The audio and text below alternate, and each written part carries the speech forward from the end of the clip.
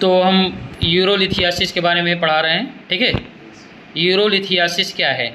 Definition: urolithiasis is the formation of stone या calculi, ठीक है। स्टोन या कैलकुलाई का मतलब एक ही होता है, ठीक है। Anywhere in the urinary tract such as kidney, ureter, bladder या यूरेथ्रा, ठीक है।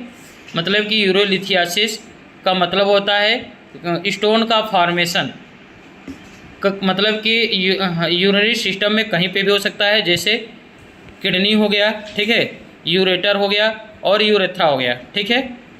समझ में आ गया? टाइप ऑफ यूरोलिथियासिस, तो आप लोगों को चार प्रकार के, मतलब कि चार जगह स्टोन बन रहा है, तो चार प्रकार के यूरोलिथियासिस हम बोल सकते हैं।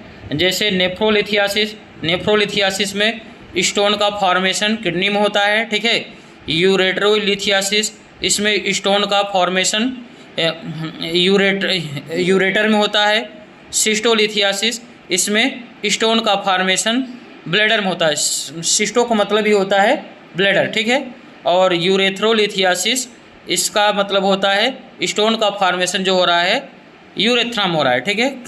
अब कॉजेज में ये होता है कि डिहाइड्रेशन, जैसे बहुत कम मात्रा में, ठीक है, लेस अमाउंट में वाटर ले रहे हैं, तो हमारे बॉडी में जो एसिड का फॉर्मेशन जो होता है ना, वो बढ़ जाता है, और मतलब कि एसिडिक कंसंट्रेशन बढ़ता जाता है, जिसके कारण, ठीक है, स्टोन होने का चांस बढ़ जाता है। जैसे हमारे जो किडनी हो गया, इस सब में अगर वाटर की कमी होगी तो एसिड का फॉर्मेशन होना स्टार्ट हो जाता है, ठीक है।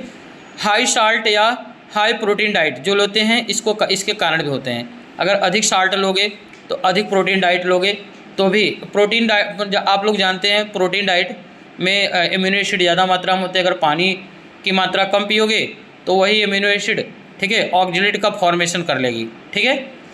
इंक्रीज कैल्शियम या ऑक्जेलेट और यूरिक एसिड इन यूरिन, ध्यान देना। अगर टेस्ट करने पर, जैसे हम जब जांच करते हैं, यूरिन का जांच करते हैं, तो इसमें कैल्शियम का मात्रा बढ़ा रहेगा, ऑक्जेलेट का मात्रा बढ़ा रहेगा, यूरिक एसिड का मात्रा बढ़ा रहेगा, ठीक है, यूरिन में। और यूटीआई के कारण भी होता है, ठीक है, यूरिनरी ट्रैक इन्फेक्शन के कारण भी यूरोलिथियासिस होता है, ठीक है। नेक्स्ट है सर्टेन मेडिकेशन और मेटाबॉलिक डिसऑर्डर। कुछ मेडिकेशन भी होते हैं, जो कुछ मेडिसिन होते हैं जिसके कारण भी स्टोन होने का चांस बढ़ा रहता है, ठीक है। और या कुछ तो हमारे बॉडी का मेटाबॉलिक डिसऑर्डर के कारण ही होता है, ठीक है। जैसे अगर हमारे बॉडी का मेटाबॉलिक डिसऑर्डर होता है तो हमारे जो बॉडी का मतलब कि केमिकल मैकेनिज्म होता है वो डिस्टर्ब हो जाता है, जिसके कारण एसिड का फॉर्मेशन अधिक होता है, ठीक है। अगर बात करें तो स्टोन के प्रकार की, टाइप ऑफ स्टोन, तो सबसे ज़्यादा कैल्शियम ऑक्जेलेट स्टोन हमारे बॉडी में सबसे ज़्यादा पाए जाते हैं, ठीक है, क्योंकि कैल्शियम ऑक्जेलेट का मतलब स्टोरेज ज़्यादा होता है, ठीक है, मोस्ट कॉमन होता है। यूरिक एसिड स्टोन भी, जैसे यूरिक एसिड बढ़ जाता है, ठीक है, ब्लड में, तो हमें इससे पता चल जाता है कि भाई स्टोन का फॉर्मेशन का चांस हो जाता है। स्ट्रोवाइट स्टोन, जैसे इसमें मैग्नीशियम कैल्शियम ऑक्जेलेट, ये सब चीज़ों का बढ़ जाता है, ये ड्यू टू द इन्फेक्शन के कारण होता है, ठीक है। सिस्टीन स्टोन में जैसे कॉजेज बताया है कि हेरिडिटरी कॉजेज हो सकते हैं, हेरिडिटरी कॉजेज के कारण, ठीक है, जैसे अनुवांशिक कॉजेज के कारण, ठीक है। सिम्टम की बात करें तो severe pain in the lower back, जब स्टोन का फॉर्मेशन होगा तो यूरोलिथियासिस में बहुत तेज़ी के साथ पेन होगा लोअर बैक में, ठीक है। हमारा जो ये लोअर बैक है, ये पीछे पीठ के साइड, ठीक है।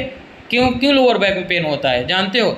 जो हमारी किडनी होती है ये हमारे लोअर वर्टिब्रा के पास ही होती है, आप जानते हो, ठीक है। 11 to 12, ठीक है, 11 to 12 लंबर वर्टिब्रा के मतलब कि आसपास होता है किडनी, ठीक है। किडनी का लोकेशन वही होता है, समझ में?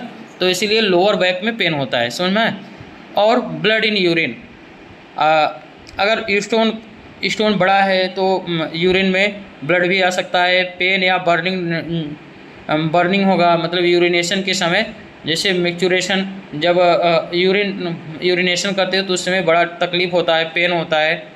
नाउजिया वोमिटिंग भी हो सकती है, ठीक है। और आप जानते रहो किडनी प्रॉब्लम अगर होता है तो इस व्यक्ति को नाउजिया और वोमिटिंग बहुत होता है, ठीक है।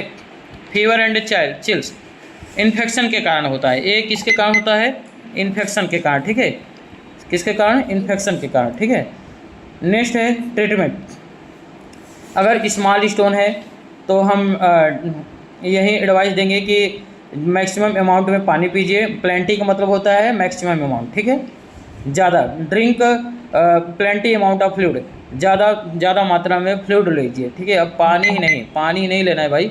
अब ये मतलब कि आप नारियल पानी ले लो, बहुत सारे पानी हो गए हैं, सोडा वाटर, ये सब लेते हैं ना, तो फ्लूइड की मात्रा मतलब पर्याप्त मात्रा में रहेगा तो यूरेथ्रा के थ्रू बाहर चला जाएगा, ठीक है। समझ में?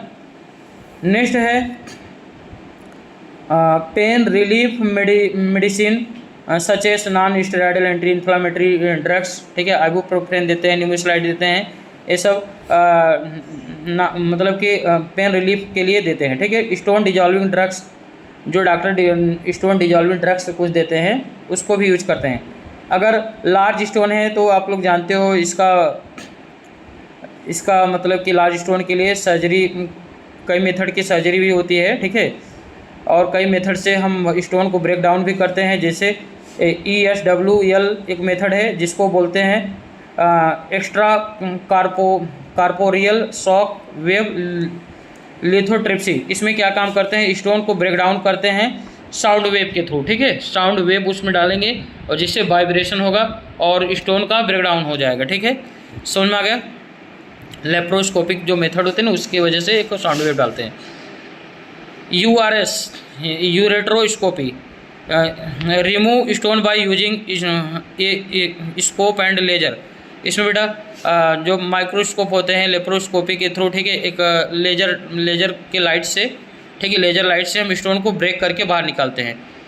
PCNL परक्यूटेनियस नेफ्रोलिथोटोमी, ये हमारे मतलब कि एब्डोमेन के ऊपर जो परक्यूटेनियस मतलब कि परक्यूटेनियस लेयर को कट करते हैं, उसमें थोड़ा सा इंसिजन लगाते हैं और सर्जरी के थ्रू स्टोन को बाहर निकाल देते हैं, ठीक है। समझ में आ गया? प्रिवेंशन में क्या क्या करेंगे, क्या क्या सावधानियां बरतेंगे आप? 2.5 से 3 लीटर वाटर डेली ड्रिंक करेंगे, डेली कम से कम ड्रिंकिंग वाटर मतलब कि 2.5 से 3 लीटर वाटर लेंगे। Reduce salt and animals protein intake, अब ज़्यादा से ज़्यादा हो सके कम सॉल्ट लीजिए एंड एनिमल्स प्रोटीन को कम करिए, ठीक है।